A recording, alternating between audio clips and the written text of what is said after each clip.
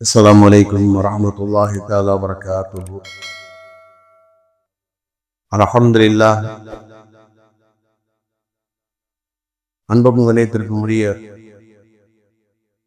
அல்லாஹ்வின் நல்லடியார்களே, அருமை சகோதரர்களே, அல்லாஹ்வுடைய அளப்பெரும் கருணையினால் நாள்தோறும் சில நல்ல விஷயங்களை அறிந்து விடுகின்றோம். அந்த அடிப்படையிலே இபாதுர் ரஹ்மான், அல்லாஹ்வுக்கு நெருக்கமான நல்லடியாருடைய பண்பை அல்லாஹ் தஆலா தன் திருமறையிலே சூரத்துல் ஃபுர்கான் என்ற 25வது சூராவுடைய 63வது வசனத்திலிருந்து தொடராக சொல்லிக் கொண்டு வருகின்றார். அதிலே கடந்த 5 நாட்களிலே 5 பண்புகள் சொல்லப்பட்டிருக்கிறார். 6வது பண்பாக அல்லாஹ் இங்கே கூறுகிறான். 6, 7, 8 3 பண்புகளை அல்லாஹ் தஆலா ஒரு வசனத்திலே கூறுகின்றான்.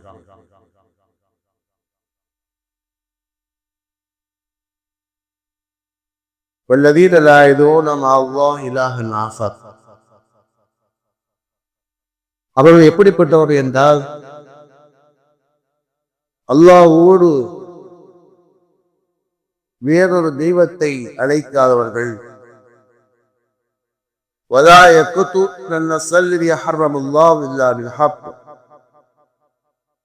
உரிமையின்றி பிற உயிரை கொள்ளாதவர்கள். வலா யஸ்னூன், தகாத உறவு கொள்ளாதவர்கள். சொல்லிட்டு அல்லாஹ் கூறுகிறான், யார் இந்த குற்றத்தை செய்கின்றாரோ அவர் தண்டனை அடைவார். அவருக்கு 2 மடங்காக தண்டனை வழங்கப்படும்.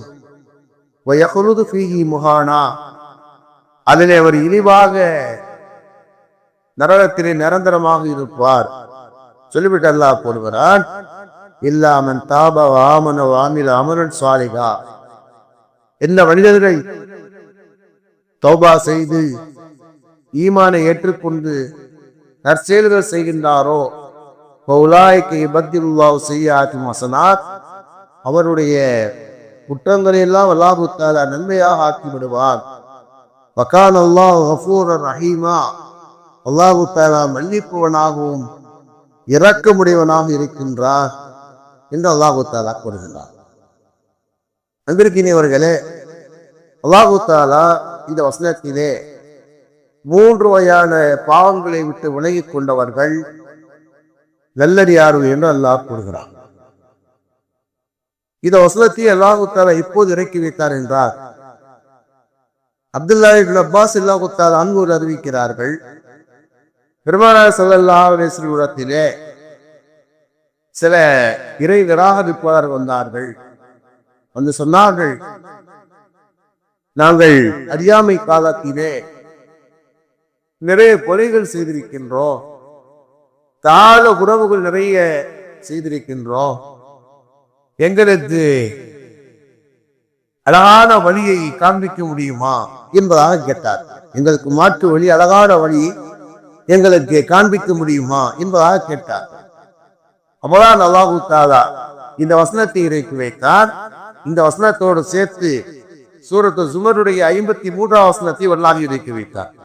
குல் யா இபாதி அல்லதீன அஸ்ரஃபு அலா அன்ஃபுஸிஹிம் லா தக்னது மின் ரஹ்மத்தில்லாஹ்.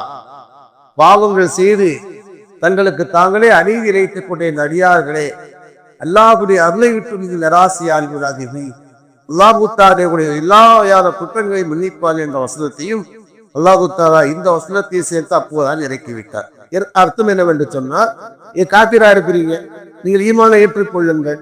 நீங்கள் செய்த குற்றத்துக்காக வேண்டி என்ன செய்யுங்க, அல்லாஹ்விடத்திலே தௌபா செய்யுங்க. உங்களுடைய வாழ்க்கையை அடுத்து சீராக்கி கொடுங்க. 3 விஷயங்கள் செய்யும். ஒண்ணு, காபிராவோ ஈமானை ஏற்றுக்கொள்ளணும். செய்த குற்றங்களுக்காக தௌபா செய்யுங்க. வரக்கூடிய காலங்களுக்கு நற்செயல்கள் செய்கிறது சொன்னால் அந்த பாவங்கள் எல்லாம் நன்மையாக மாற்றப்படும் என்று அல்லாஹ் தஆலா வசனத்தை இறக்கி கேளுகிறார். இந்த 3 பாவத்திலே முதலாவது பாவத்தை அல்லாஹ் கூறுகிறார், லா இதோட நாளா இலாஹன் ஆகா. அல்லாஹ் அல்லாத தெய்வத்தை அழைக்காதவர்கள் வணங்காதவர்கள் என்று அல்லாஹ் தஆலா கூறுகிறார். அதை பற்றி சில செய்திகள் உங்களுக்கு சொல்ல இருக்கிறேன். அப்துல்லா இப்னு மஸ்ஊத் ரலியல்லாஹு தஆலா அன்ஹு அறிவிக்கிறார்கள், அஹ்மது என்ற கிதாபிலே வருகிறது, சுயில ரசூலுல்லாஹி ஸல்லல்லாஹு அலைஹி வஸல்லம் ஐய தம்பி அக்பர், ஸல்லல்லாஹு அலைஹி வஸல்லம் கேட்கப்பட்டது, பெரிய பாவம் எது என்றா கேட்கப்பட்டது. பெரிய பாவம் அக்பர் பெரிய பாவம், கொடிய பாவம் எது என்பதாக கேட்கப்பட்டது. பெருமானார் ஸல்லல்லாஹு அலைஹி வஸல்லம் சொன்னார்கள், அன் தஜஅல லில்லாஹி நித்தா வ ஹுவ ஸலத்தக. அல்லாஹ்தான் உன்னை படைத்திருக்கின்ற நிலைமையிலே அவனுக்கு நீ இணை வைப்பதில்வா. பெருமானார் சொன்னார், அல்லாஹ் தான் உன்னை படைச்சிருக்கான், அந்த நிலையிலே நீ அல்லாஹ்வுக்கு இணை வைப்பதில்வாக சொன்னார். நான் உங்களுக்கு புரிவது மாதிரி சொல்வதாக இருந்தால், நம்முடைய குழந்தை நான் தான் அவனை உருவாக்கினோம், நான் தான் அவனை உருவாக்கினோம், பெற்றெடுத்தோம், அவனுக்கு தேவையான எல்லாத்தையும் செய்கிறோம். அந்த நேரத்தில் ஒருவன் இன்னொருவனை தந்தை என்பதாக அழைத்தார், நாம் ஏற்றுக்கொள்வோமா? ஏற்றுக்கொள்ள மாட்டோம். நட்பின் அடிப்படையிலே உறவின் அடிப்படையில் அழைக்கிறது என்பது வேறு. இவட சிறிய தந்தை பெரிய தந்தை அத்தார கூப்பிடாது, அது வேறு விஷயம். ஆனால் நாம் ஒரு குழந்தையை, நம்முடைய குழந்தையை நாம் எல்லா வகையான கடமையில் நாம் செய்திருக்கின்றோம். நம்மை தந்தையே இல்லையாக சொல்லிவிட்டு இவர் தான் என்னுடைய தந்தை என்பதாக சொன்னார், ஒரு குழந்தை சொன்னார், எப்படி நாம் ஏற்றுக்கொள்வோம்? அது மாதிரி இருக்கிறது. நாம் அல்லாஹ்வை மறுத்த மக்கள், அல்லாஹ்வை மறுத்து விட்டு இன்னொன்றுக்கு சக்தி இருப்பதாக, இன்னொரு தான் என்னை படைத்தாக சொல்வதை எல்லாம் எப்படி ஏற்றுப்போவார்? அதைத்தான் பெருமானார் சொன்னார்கள், அல்லாஹ்தான் உன்னை படைத்திருக்கிற நிலையிலே அவனுக்கு நீ இணை வைப்பது என்பதான் பெரிய குற்றம் தான் பெருமானார் சொன்னார். அடுத்து கேட்டாங்க, சஹாபாக்கள் கேட்டாங்க, ஒருத்தர் கேட்கிறார், அடுத்து என்ன குற்றம் என்பதாக பெருமானார் சொன்னாங்க, அன் தக்குத்துல வலதக்க ஹஷியத்த ஐயத்தாமமாக்க. உன்னோடு உணவு உண்பரை பயந்து உன்னுடைய குழந்தையை கொலை செய்வதாக பெருமானார் சொன்னாங்க. அம்மா அந்த காலத்துல பெண் குழந்தைகளை உயிரோடு புதைக்கின்ற புழக்கம் இருச்சா இல்லையா?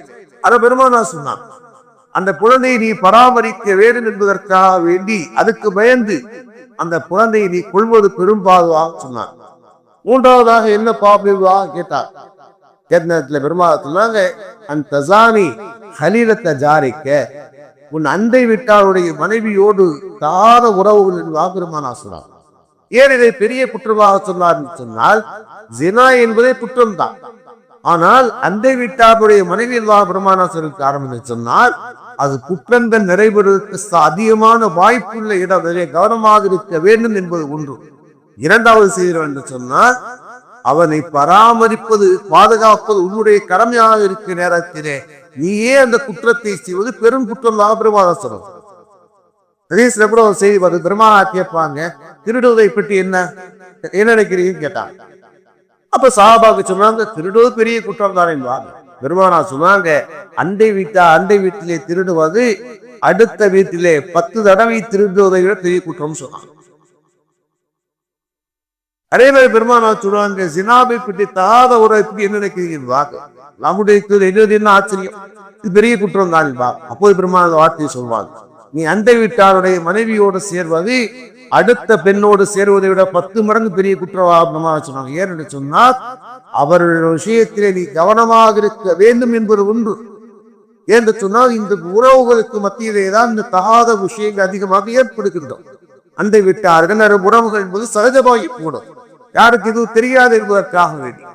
அதே நேரத்தில் யாரை பாதுகாப்பதற்கு கடமையாக இருக்கிற நேரத்தில் நீ அதை செய்வது என்பது பெரிய குற்றமாக கருதப்படுகிறது. சரி, உங்களுக்கு சொல்லப்படி செய்ய வேண்டும் சொன்னால், அப்ப பெருமானார் இந்த விஷயத்துல என்ன சொல்றாங்க, இந்த ஹதீஸ் என்ன சொல்றாங்க அப்படின்னா, முதலாவது பெரிய குற்றம் என்பது என்ன குற்றம்? அல்லாஹ்தான் உன்னை படைத்திருக்கிற நிலைமையிலே அவனுக்கு நீ இணை வைப்பது என்பதுதான் மிகப்பெரிய குற்றம் என்பதாக பெருமானார் அங்கே சொன்னாங்க. அல்லாஹ் தன் திருமலை கொடுக்கிறார், இன்னல்லாஹ் லா யக்ஃபிரு அன் யுஷ்ரக பிஹி வ யக்ஃபிரு மா தூன ذلك லிமன் யஷா. அல்லாஹ் தஆலா அவனுக்கு இணை வைப்பதை ஒருபோதும் மன்னிக்க மாட்டான். அது அல்லாத குற்றத்தை அல்லாஹ் தான் நாடக்கூடிய மக்களுக்கெல்லாம் மன்னிக்கக்கூடியவனாக இருக்கிற அந்த அல்லாஹ் கொள்கிறான். இணை வைப்பு என்பது அல்லாஹ் மன்னிக்க முடியாத ஒரு குற்றம், அவள் நிரந்தரமான நரகத்திலே சேர்க்கின்ற ஒரு குற்றம். அது மட்டும் அல்ல, அல்லாஹ் பாதுகாக்க வேணும். ஒரு மனிதன் ஈமானுடையவனாக இருந்தால் அதுக்கு பிறகு நிறை நிராகரிப்பார் அவன் ஆகிவிட்டார் என்று சொன்னார். ஆனா அல்லாஹ் தஆலா என்ன செய்யறான்னு சொன்னா, அவன் ஈமானோடு இந்த காலத்திலே என்ன அமல் செய்திருந்தாலும் சரி, எப்படி அமல் செய்திருந்தாலும் கூட அந்த அமல்களை எல்லாம் எல்லாம் அழித்து விடுவான். எல்லாம் சொன்னேன் இல்லையா, நீ இணை வைத்தால் உன்னுடைய அனைத்து அமலும் அழிந்து போகும் என்று அல்லாஹ் தஆலா சொல்கிறார். இணை வைத்தது என்பது பெரிய குற்றமாகிறது படுகிற மார்க்கத்திலே. ஹஜ்ரத் ரசூலுல்லாஹி ஸல்லல்லாஹு அலைஹி வஸல்லம் அவர்கள் என்ன செஞ்சாங்க, ஹஜ்ஜத்துல் விதாவிலே தன் சஹாபாக்களை பார்த்து சொல்றாங்க, 4 விஷயங்கள் பெரும் பாவமாக இருக்குன்னு சொன்னாங்க. நசை ஷரீஃபிலே வருகிறது. பெருமானார் சொன்னார், ஹஜ்ஜத்துல் விதாவிலே சொன்னார், கடைசி ஹஜ்ஜிலே சொன்னார், மக்களே அந்த 1,27,000 சஹாபாக்கள் சொன்னாங்க, மக்களே 4 விஷயங்கள் பெரும் பாவமாக இருக்கு. அவர் சொன்னாங்க, இந்த காலத்திலும் அல்லாஹ்வுக்கு இணை வைத்து விடாதீர்கள். இரண்டாவதாக சொன்னார்கள், எந்த உயிரையும் அநியாயமாக கொலை செய்து விடாதீர்கள். மூன்றாவதாக சொன்னார்கள், தகாத உறவு கொள்ளாதீர்கள். 4வது சொன்னாங்க, அடுத்தவருடைய பொருளை நீங்கள் திருடாதீர்கள். பெருமானார் சொன்னாங்க. 4 விஷயங்கள் கொடிய குற்றம் இல்லவா பெருமானார் ஹஜ்ஜத்துல் விதாவிலே சொன்னார்கள். இதை ஹதீஸை அறிவிக்கிற ஸலபத்து பின் கைஸ் ரலியல்லாஹு தஆலா அன்ஹு கூறுகிறார்கள், எப்போது பெருமானாருடைய நாவிலிருந்து இந்த வார்த்தையை நான் கேட்டேனோ, இந்த 4 விஷயங்களை நான் ஒருபோதும் செய்ததில்லை, நான் மிக கவனமாக இருக்கிறதாக இந்த ஹதீஸ் அறிவிக்கிற ஸலபத்து பின் கைஸ் ரலியல்லாஹு தஆலா அறிவிக்கிற சஹீஹ் ஷரீஃபிலே வருகிறது. ஆக பெருமானார் அவர்கள் வாழ்க்கை முழுவதும் வரை போதித்தார்கள் மட்டுமல்ல, வாழ்க்கையின் இறுதியை கூட முத்திரையாக ரத்தின சுருக்கமாக செய்த அந்த உபதேசத்திலே கூட சொன்னார்கள், தோழர்களே ஒருபோதும் இதை வைக்காதவாக சொன்னார்கள். பெருமானார் அவர்கள் சஹாபாக்களை ஈமானுடைய விஷயத்திலே ஆழமாக பதிய வைத்திருந்தார்கள். பெருமானார் சொன்னாங்க, நீ ஒருபோதும் அல்லாஹ்வுக்கு இணை வைக்காது. நீ கண்டம் துண்டமாக வெட்டப்பட்டாலும் சரி, நீ நெருப்பிலே போடப்பட்டாலும் சரி, நீ கண்டம் துண்டமாக வெட்டப்பட்டாலும் சரி, நெருப்பிலே போடப்பட்டாலும் சரி, அல்லாஹ்வுக்கு இணை வைக்காத பெருமானார் சொல்வாங்க. பெருமானார் எப்படி சொல்வாங்க, சலாத்து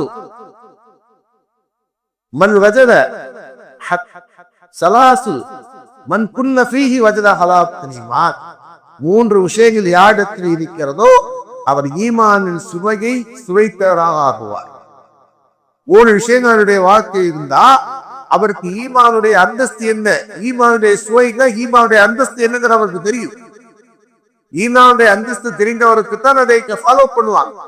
முதலாவதாக பெருமானார் சொல்வாங்க, அல்லாஹ்வையும் அவரது ரசூலையும் அவர் எந்த அளவுக்கு நேசிக்க வேண்டும் என்று சொன்னால், அந்த 2ஐ தவிர உலகத்தில் இருக்க எல்லாவற்றை விட சிறந்ததாக நேசிக்கணும். எல்லாவற்றை விட அல்லாஹ்வுடைய ரசூலை நேசிக்கணும். இரண்டாவதாக பெருமானார் சொன்னாங்க, ஒரு அடியான் இன்னொரு அடியானை அல்லாஹ்வுக்காகவே நேசிக்கிறார். இந்த உலகத்தினுடைய ஆதாயத்தை எதிர்பார்த்து இல்லாம அல்லாஹ்வுக்காக நேசிக்கிறார். இன்னைக்கு இதான் இல்லாம போச்சு. நம்மளை கொண்டு ஒரு ஆதாயம் இருந்தா நம்ம பிரியமா பேசுவாங்க, ஆதாயம் இல்லைன்னா கண்டுக்கிற மாட்டான். அடுத்தவன் நம்மை அப்படித்தான் பயன்படுத்துகிறார், நாமும் அடுத்தவரை அப்படித்தான் பயன்படுத்துகிறோம். அது என்ன செய்யறாருன்னா, மனிதர்கள் என்ன செய்யறார்கள், ஒருவனை கொலைகிற நேரத்தில் பெரும்பாலும் சில நல்ல மக்கள் இருக்கிறார், இல்லாமல் அவங்களுக்கு தேவையில்லா என்ன செய்வாங்க, வருவாங்க தவிர அல்லாஹ்வுக்காக என்ன செய்யறது நேசம் என்பதா இல்லாம போதும். பெருமானார் சொல்றாங்க, ஒருவர் இன்னொருவரை நேசிக்கிறார் அல்லாஹ்வுக்காக என்று சொன்னால் அவர் ஈமானுடைய அந்தஸ்தை அவர் என்ன செய்வார், விட்டுக் கொள்வார். ஈமானுடைய சுவையை அவர் விட்டுக் கொள்வார். பெருமானார் சொல்வாங்க, ஒருவர் ஈமானை ஏற்றுக்கொண்டதற்கு பிறகு குஃப்ரிலே செல்வது என்பது நெருப்பிலே போடப்படுவதை போன்று அவர் வெறுத்தார். ஒரு நெருப்பதை பார்ப்பறாங்க, எப்படி அவர் வெறுப்பாரோ அதை விட்டு விரண்டு ஓடுவாரோ அதே மாதிரி குஃப்ரை விட்டு அவர் விரண்டு ஓடினால், குஃப்ரை வெறுத்தார், அவருடைய உள்ளத்திலே ஈமானுடைய சுவையை பெற்றுக் கொள்வார். பெருமானார் சொன்னார். அதாவது வாழும் காலத்திலே ஈமானிலே உறுதியோடு இருக்க வேண்டும். ஒரே ஒரு செய்தி செய்து முடித்தவர்கள் ஹஜ்ரத் ரசூலுல்லாஹி ஸல்லல்லாஹு அலைஹி வஸல்லம் சொன்னார்கள், சொர்க்கத்திலே என்ன செய்யறாங்க, சொர்க்கம் செல்லக்கூடிய மனிதன், கடைசியே சொர்க்கம் செல்லக்கூடிய மனிதனுக்கு கூட அல்லாஹ் தஆலா இந்த உலகத்தை விட 10 மடங்கு விசாலமான இடத்தை சொர்க்கத்தை அல்லாஹ் கொடுக்கிறார். ஒரு மனிதன் கடைசியாக நரகத்தை விட்டு வெளியேற்றப்பட்டு சொர்க்கம் செல்லக்கூடிய மனிதனை உங்களுக்கு நான் அறிவிக்கட்டுமான்னு பெருமாளா கேட்பாங்க. சஹாபாக்கள் அல்லாஹ்வுடைய தூதர் சொல்லுங்க என்பதாக ஒரு அடியார் அவருடைய உள்ளத்தில் ஈமான் மட்டும் இருக்கும், எந்த அமலும் இருக்காது. அமல் செய்யக்கூடாது அர்த்தம் இல்லை. ஈமான் மிக முக்கியம். எந்த காலத்திலும் ஈமானை விடக்கூடாது. ரசூலுல்லாஹ் சொன்னாங்க, ஒரு அடியான் கடைசியிலே செய்வார் கடைசியில நரகத்தை விட்டு வெளியேற்றப்பட்டு சொர்க்கத்துக்கு அனுப்பக்கூடிய அடியாரை பற்றி சொல்லட்டுமான்னு கேட்க சொன்னாங்க. சஹாபாக்கள் அல்லாஹ்வுடைய சொல்லுங்க என்பதாக. அப்பதான் பெருமானார் சொன்னாங்க, ஒரு அடியான் அல்லாஹ் என்ன செய்வா, அல்லாஹ்வை அழைத்து பிறப்பான். அல்லாஹ் என்ன செய்வா கேட்பார், என்ன செய்ய ஒரு மலக்கு அனுப்பி வைக்கிறான், போய் அவரை கூட்டுவாங்க என்பதாக. வந்தவன ஏண்டா அல்லாஹ் கேட்கிறான், அவரை போய் என்னோட போய் எது செய்ய என்னோட கேள்விவா என்ன செய்வார், அல்லாத என்ன செய்வான்னு சொல்லுவான். அப்படின்னு யா அல்லா எனக்கு வந்து இதுல உறுதியாது, இந்த நரகத்துல கிடக்க முடியல, என்னால தாங்க முடியாது, தூக்கி என்ன செய்யும் மேல மட்டும் வைக்க சொல்லும், மேல மட்டும் வச்சா எனக்கு போதுவா. அப்ப அல்லாஹு தாலா என்ன செய்வான், ஒரு நீண்ட வரலாறு சுருக்கமா சொல்ற நேரம் ஆயிடுச்சு. அல்லாஹு தாலா மேல தூக்கி வச்சிருவான், நரகத்துடைய மேல் தட்டுல வச்சிருவான். ஒரு நாள் போய் அண்ணா கேட்பான், அடுத்து இது கேட்க மாட்டேன்னு கேட்பான். அவன் சொல்ல கேட்க மாட்டேன்னு சொல்லுவான். கடைசியில மேல தூக்கி வச்சோம், சில நாள் சில நாட்கள் கழிச்சு பிறகு மறுபடியும் வந்து யா அல்லா யா அல்லா கேட்பா, என்ன இல்ல யா அல்லா நான் வந்து மேல இருக்கேன், அந்த சொர்க்கத்துக்கு வருது உள்ளேதான் போறது தகுதி இல்லை, அந்த வெளியில கொஞ்சம் வாசல் இருந்தா என்ன செய்யும், வாசல் நின்றுக்கிறேன் சொல்லுவோம். சரி அவரு வாசல் இருப்பான், வாசல் எட்டி பார்த்துட்டே இருப்பான். அடுத்து மூணாவது இருந்தா கேட்பான், யாழ்லா யாழ்லாம் கூப்பிடுவான். எல்லாம் கேட்பான், என்ன கூப்பிடுற, வெளியே நிக்கிறேன், ஒரு வாசல் உள்ள போய் நின்றுக்கிறேன், எவ்வளவு நேரம் தான் எட்டி பார்த்துட்டே நிக்கிறது, உள்ள போய் வாசல் நின்றுக்கிறேன். அப்ப அல்லாஹ் தஆலா சொல்லுவா, நீ உள்ள போய் நீ வாசல் நிக்கிறேன்னா உள்ள போ, உனக்கு இந்த உலகத்தை விட விசாலமான 10 மடங்கு விசாலமான இடம் இருக்குன்னு அல்லாஹ் தஆலா சொல்லுவான். அவர் ரொம்ப சந்தோஷமாயிருவான். சந்தோஷமாயிரு சினிமா உள்ள போனா வாசல் வரைக்கும் கூட்டம், உள்ள போகவே முடியாது, வாசல் வரைக்கும் கூட்டம். அது உள்ள போனவன் அவன் கேட்பான், யாரெல்லாம் என்னை கேலி செய்கிறாயா, நானும் உடைய பலகீனமான அடியானா இருக்கேன், என்னை கேலி செய்தியா, உள்ள 10 மடங்கு இடம் இருக்குங்கிற மாதிரி சொன்ன, உள்ள பார்த்தா இடத்தையே ஃபுல்லா மக்கள் நிக்கிறாங்க, எந்திட்டு போறதுல தெரியாது. அல்லாஹ் தஆலா சொல்லுவாங்க, போய்கிட்டே என்ன செய்தி போய்கிட்டே நீ உனக்காக இடம் அங்கே இருக்குன்னு அல்லாஹ் தஆலா சொல்லுவான். அந்த அடியான் போய்கொண்டே இருப்பான். இந்த ஹதீஸை வழங்குறாருன்னா நீங்க வந்து என்ன செய்யுங்க, உம்ராவுக்கு ஹஜ்ஜுக்கு போனா தெரியும். நீங்க வெளியே நின்று இங்க காபத்துல்லா பாத்தீங்க அப்படின்னா, இப்படி இது உள்ள போயிட்டு நம்ம உம்ரா செஞ்சுட்டு வர போறோம், தவாப் செய்ய போறோம் அப்படின்னு நம்ம யோசிப்போம். நம்மள போலதான் போக முடியாது. நீங்க உள்ள போய் பாத்தீங்கன்னா எத்தனை லட்சம் பேர் கூட்டம் இருந்தாலும் கூட அத்தனை லட்சம் பேரும் நம்மளும் போயிட்டு தான் வரும், பார்க்கத்தான் செய்வோம். யாராவது போறவங்க வந்து கூட்டம் பார்க்க, கூட்டம் இல்லாம இங்க இருக்கா, அந்த கூட்டம் இருக்குங்கிறக்காக யாரும் செய்யாம இருக்காங்களா, எல்லோரையும் வந்து ஏற்றுக்கொள்ளக்கூடிய இடம் தான் காபத்துல்லா. அந்த தாயின் கருவறையை கூட்டி விசாலமாகக்கூடிய இடம். அதே மாதிரி சொர்க்கம் இருப்பது. நீ வெளியே நின்று பார்க்கும் போது என்ன செய்யறதுக்குள்ள இடம் இல்லை. அவர் செல்லுவார், அந்த அடியாருக்கு அல்லாஹ் தஆலா கொடுக்கின்ற பாக்கியம் தெரியுமா, இந்த உலகத்தை மாதிரி 10 மடங்கு விசாலமான அல்லாஹ் தஆலா கொடுத்தார். அவர் பிரமித்து போவார், ஆச்சரியப்பட்டு போவார். அல்லாஹ் அப்படின்னா வாழ்க்கையில அமல்கள் இருக்க வேண்டும் என்பது முக்கியமான விஷயம். அதையும் விட முக்கியமான விஷயம் என்னவென்று சொன்னால், வாழ்க்கையில் எந்த நிலையிலேயுமே ஈமானை விட்டு நாம் தடம் புரண்டு விடக் கூடாது. ஈமானை விட்டு தடம் புரண்டக்கூடாது மட்டுமல்ல, எல்லா நேரத்திலுமே உள்ளத்தில் உறுதி இருக்கிற நிலம் என்று சொன்னால், அல்லாஹ்தான் எல்லா வகையான சக்தி உடைத்துள்ளது. உதட்ட கலிமா சொன்னா மட்டும் பார்த்தார், அல்லாஹ்தான் சர்வ சக்தி உடைக்கும். என்னை எல்லா நிலையும் அல்லாஹ் பாதுகாப்பான், அல்லாஹ் எனக்கு உதவி செய்வான். இந்த ஈமானிலே உறுதியுடைய மக்களாக இருக்க வேண்டும். என்னை கேட்டவனை கல்விக்கலாம். لا إله إلا أنت نستغفرك ونتوب إليك. سبحان ربي رب العزة عما يصفون وسلام على المرسلين.